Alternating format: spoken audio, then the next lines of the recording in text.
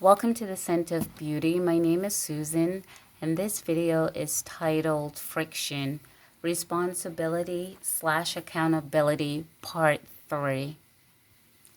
In Part 1 and 2, we learn how we were taught to become impressionists, manifesting good.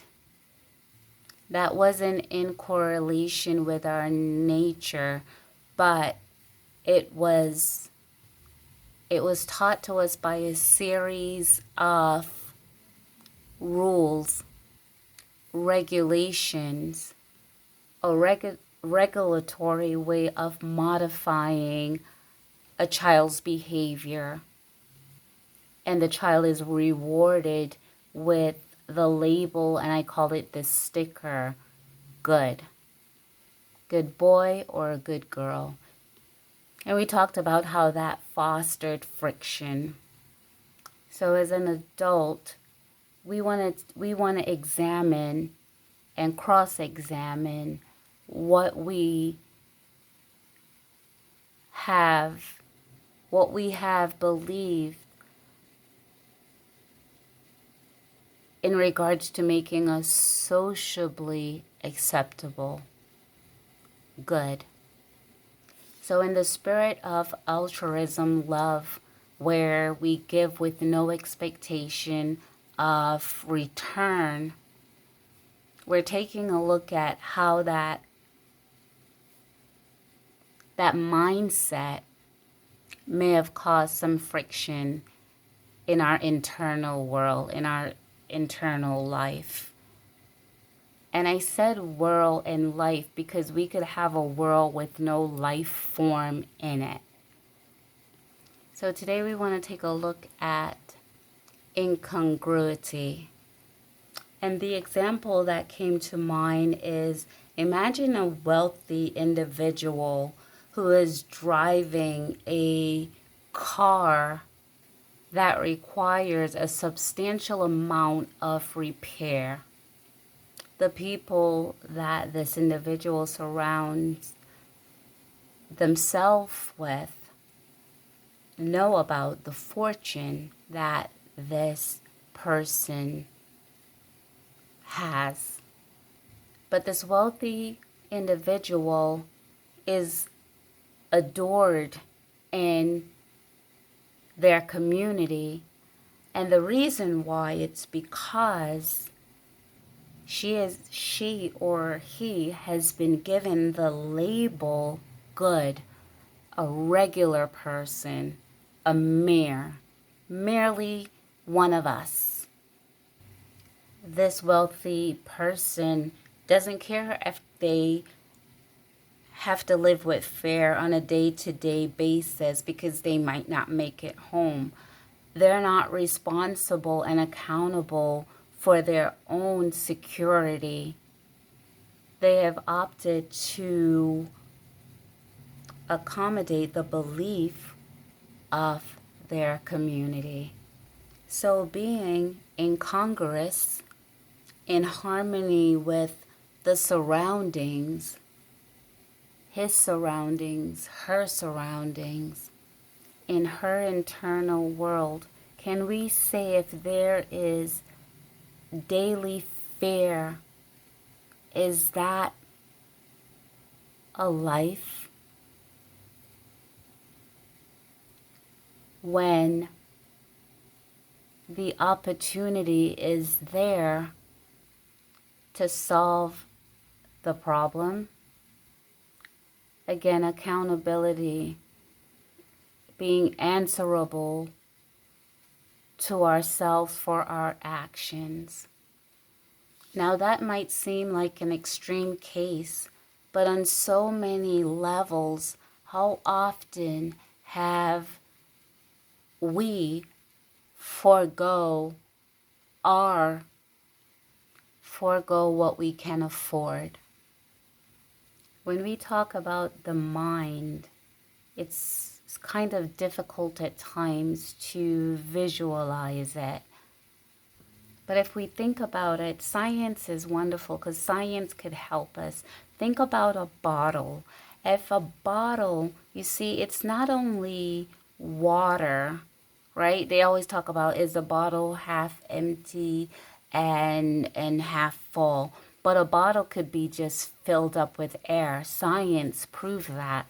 And so when we talk about the mind and giving away our, just giving away all to gain a rep, to gain a reputation, it has its effects on us. So a bottle is filled with air. If you put a balloon in a bottle and you put the top of the balloon, if you line the bottle with the balloon and you try to blow in that bottle, a plastic bottle, and you blow, the balloon will not expand because it is filled with air. So it will not move. The bottle is supporting itself. It stands. It will not move because of the air. However, if you put holes in the bottle at the bottom of the bottle and you blow into the balloon expands and you start to see, and not just see, you hear the air flying out of the bottle because the pressure from what's being blown in is blowing the air out. And pretty soon all the air can be blown out. You could take the balloon, tie the ends, and now the bottle is filled with the balloon. Another form has taken its place.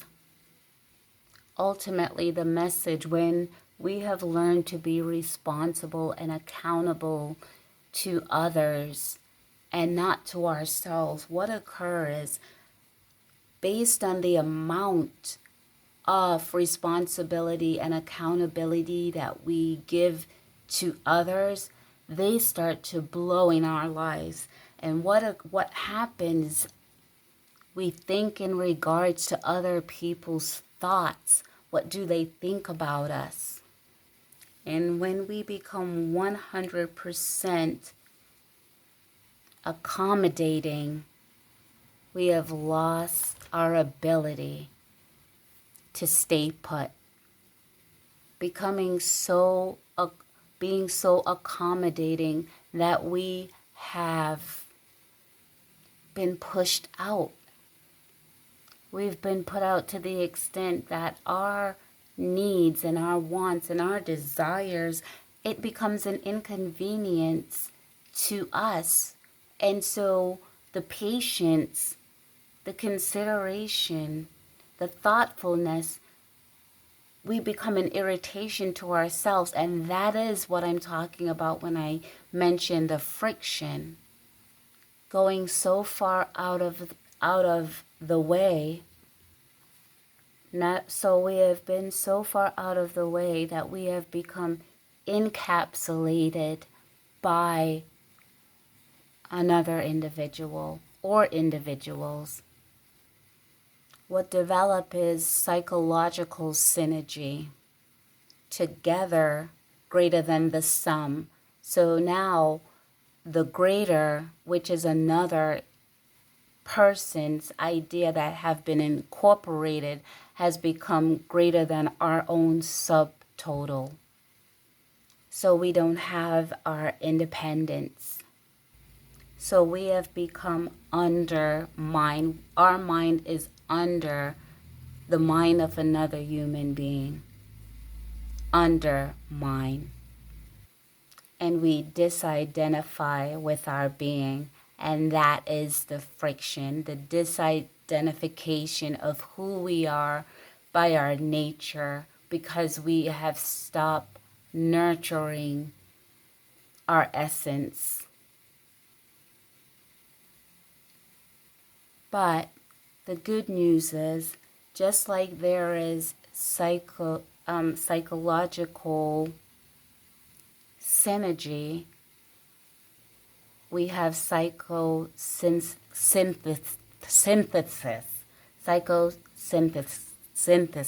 Thanks, excuse me. With psychosynthesis, what we could learn is about, we will learn a harmonious way of developing our essence, who we are. We'll start living in our world. When we learn to incorporate ourselves in our own lives, we're going to take our breath back. We're going to take our breath back internally. What was released unconsciously, we have the conscious ability to bring that back.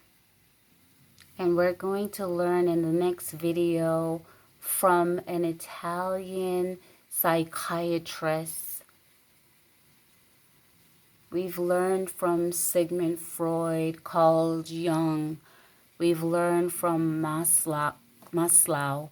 We have learned from Abraham is his first name. We have learned from so many great psychologists, psychiatrists, but we have an Italian psychiatrist that is not so, that is not as famous as the ones that I've named. And tomorrow we're going to talk about his contribution and take a look at some of the contributions he's made, because taking a look at the theory and concept, not that it's going to be technical, because I don't want the scent of beauty to, go off in a technical realm, but it's science, and science can help us in our minds and our psyche. And that's where you change the belief system, you change the paradigm of the belief system, then you change the behavior. Do we find a need to develop the responsibility / accountability to ourselves?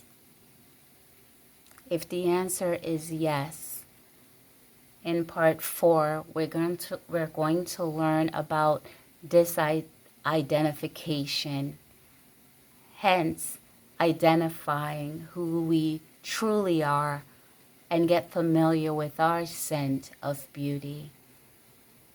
Thank you.